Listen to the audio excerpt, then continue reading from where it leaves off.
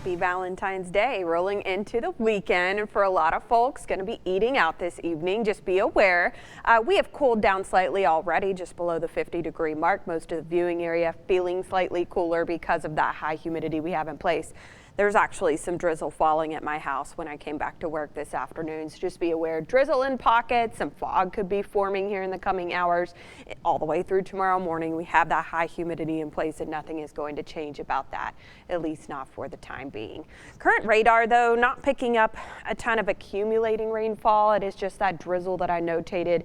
Could be anywhere across the viewing area. That thick, high humidity that we have right now is going to be sticking around. Like I said, I turned on the cloud cover. You can see we've had a blanket of clouds across central Texas.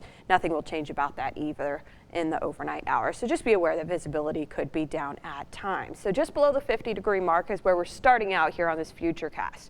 I'm going to show you two models. One of them is going to be a more short term over the next 48 hours or so. And then I'll head on into next week, which is what everyone is starting to hear about and wants to know about. So let's go over the weekend first. Very interesting forecast here. We roll on into the late night hours. You can see drizzle potentially picks up a bit. We all fall into the 40s in the overnight hours. We wake up tomorrow morning, winds out of the south, very humid, fog, drizzle going to be possible. We stay in the 50s for a brief period tomorrow morning.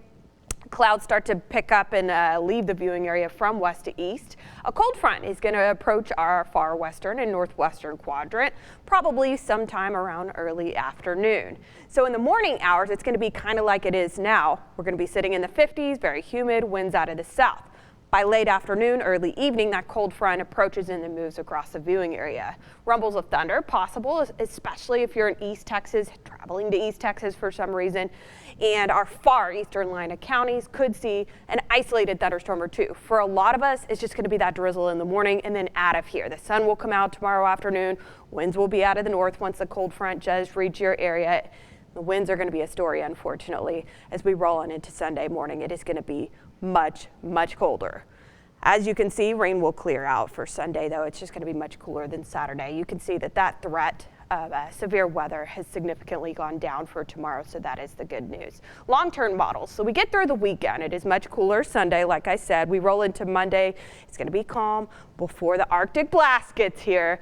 Yep, this is when it's going to get really interesting. There's about a 20-30% chance for light showers Tuesday night into Wednesday morning. That is the only rain window, y'all.